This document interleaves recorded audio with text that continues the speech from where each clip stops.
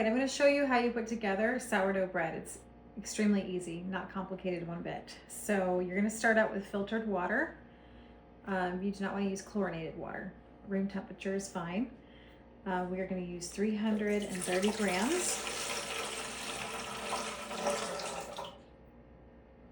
of filtered water, and then you add your live active starter.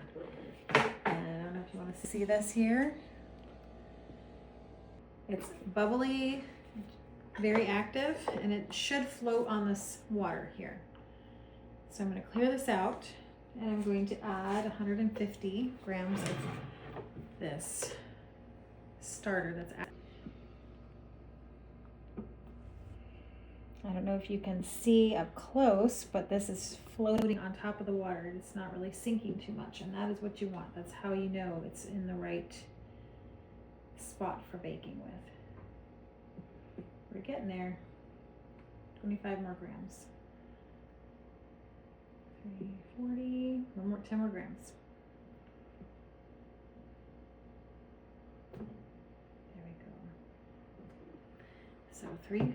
So 150 grams of starter, and then you mix this together, and it's going to look like a milky consistency.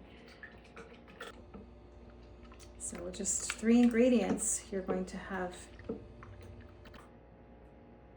really good bread. So water, starter, and flour, and one other ingredient, some salt. So now you're going to add 500 grams of bread flour.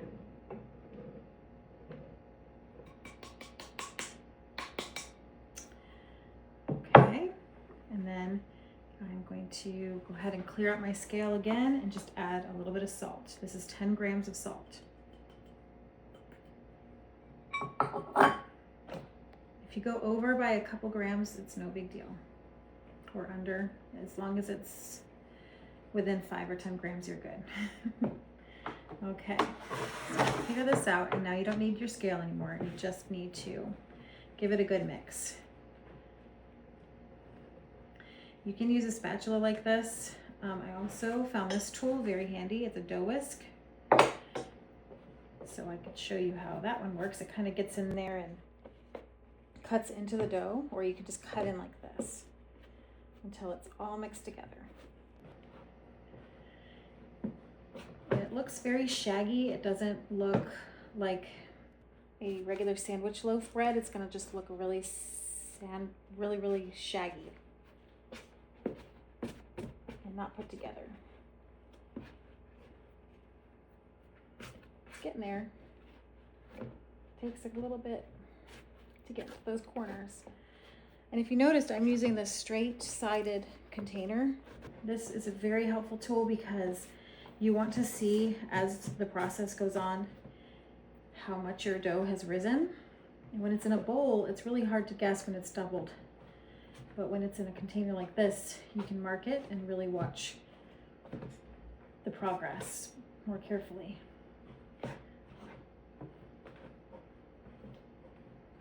Okay, it's getting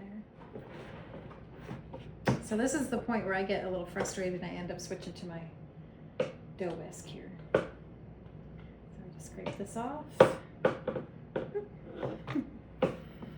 Just get in there, cut in, see there, cutting in. Okay. So what you're doing is you're looking for pockets of where the flour might not be mixed in. And then pretty much there. It's pretty much incorporated now.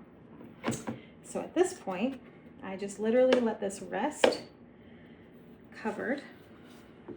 So a lid, or you could even put a cloth over top.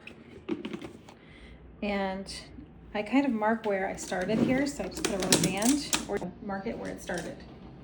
So it's approximately here. So now we know through the process to watch from here. When it gets to be about doubled, you know that's when it's fully proofed. So we're going to check back in about 30 minutes, and I'm going to show you the next step.